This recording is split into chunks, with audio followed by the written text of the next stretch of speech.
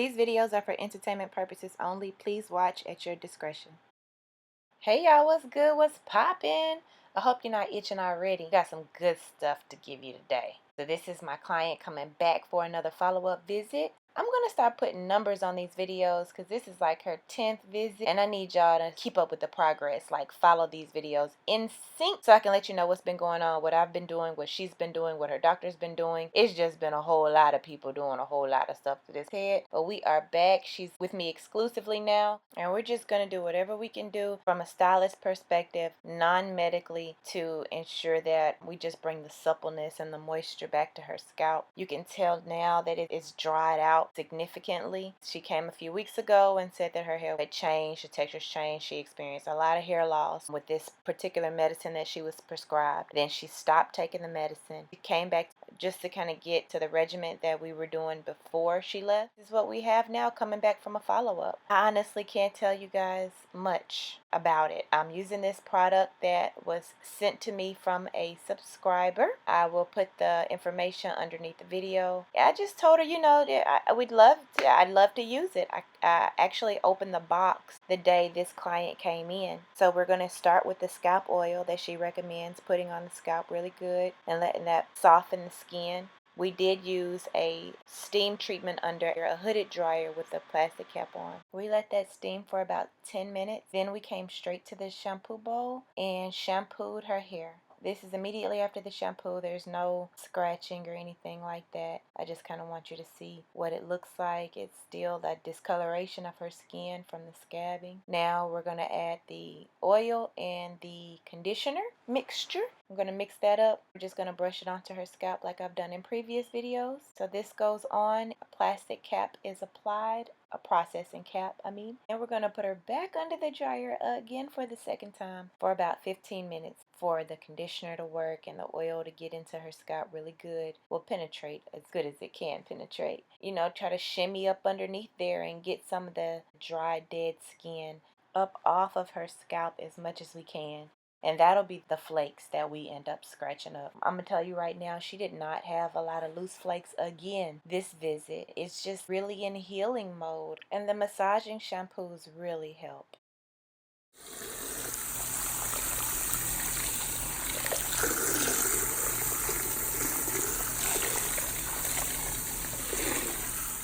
Now, after the conditioner has been rinsed thoroughly, we're just going to take the towel and gently buff her scalp as part of the first step in the towel drying process. Now she's good and clean, and I just want you to see a little close up as to what her scalp is looking like. It's good and pink, so that means we've got some good blood circulation still going on.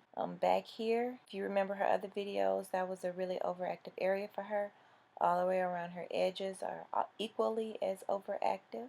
And then she has these raised patches all the way around. And you can see the discoloration, and her skin is getting darker in a lot of places also. Now, I did mention at the beginning of the video that the shampoo, conditioner, and the oil that we're using today were sent to me from a viewer. And I did like it. I liked it a lot. I'm not really sure on if I'm doing the brand or the company any justice by using it on my client that had a pre-existing issue. I didn't know if I wanted to highlight a name because I didn't want to give any kind of bad advertisement. I do not think that product is bad at all. I actually like it. I just wish I would have had an opportunity to try it for the first time on a different client. I will be doing another video when she comes back. The manufacturer so generously gave us 2 sets of products, so I sent her home with the other set. Now we're finally at the part you've been waiting for. This is the scratch. So this is her scalp without any kind of scratching or any kind of heavy manipulation. We did some massaging movements with her conditioner on, and that's pretty much all we've done. Her scalp is super tight. Usually the flesh moves. This one wasn't moving. It's not moving anymore. We're looking to get that elasticity built back into the scalp.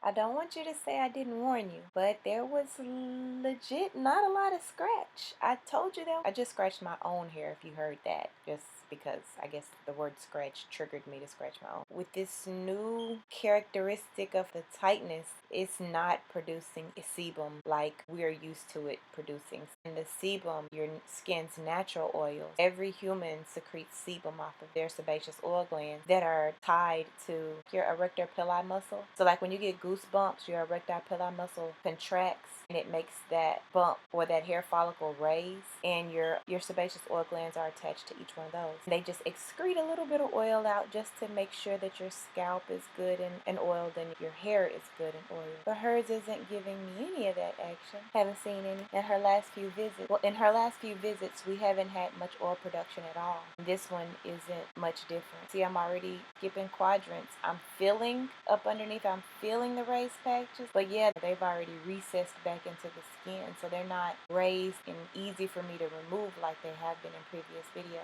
And because of that, there weren't a lot of flakes. Now you got a few good ones right about now, but then there's this huge area where I didn't really have much of anything that came up. I took the liberty of editing out all of that footage, and I'm just going to give you from this point on something that pretty much you came here for. Now I'm going to leave you with a surprise at the end of the video. I know you're probably going to be mad at me for this. Yeah, her hairstyle is probably one that you would not have suggested that I did again, but I'll let you get to that point. Before I go stealth mode, I do want to reiterate again. I keep saying reiterate. I'm a hairstylist, you guys. I'm not a trichologist. I'm not a dermatologist. I'm not a rheumatologist. My skill set is limited into what I see in the salon most often, what I've been trained to deal with and to service. So conditions like this don't really fit in that category. You're watching this and you happen to be a dermatologist, a rheumatologist, or a trichologist. Leave in the comment section below some great information that she can take to her dermatologist when she goes to them. The product that she was using prior to coming back didn't work, or she felt like it was creating a situation where it was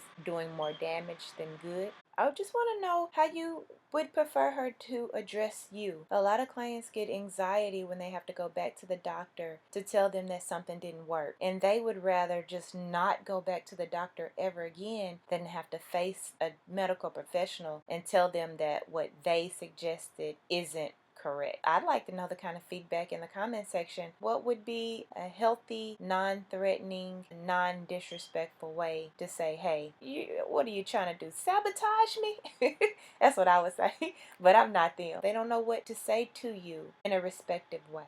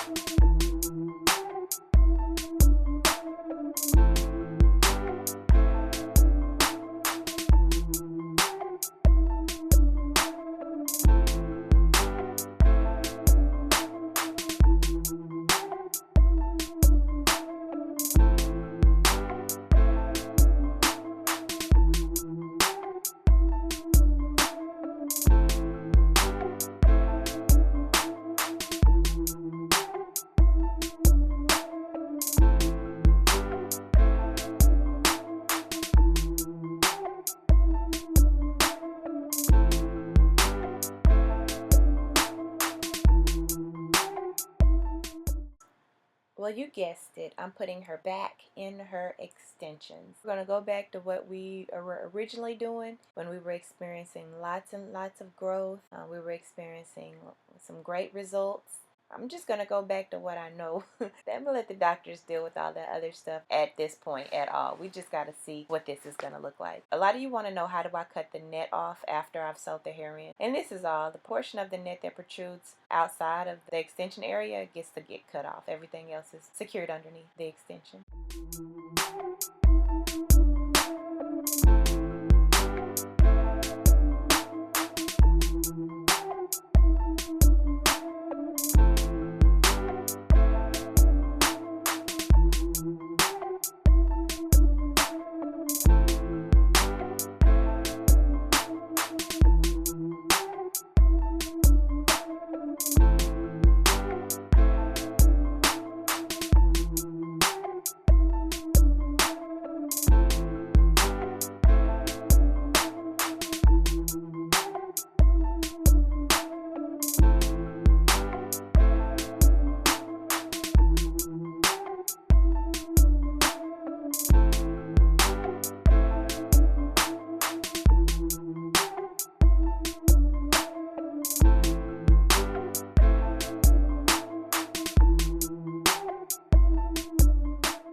As always, please come back. I really do miss you when you're gone. Have a great day.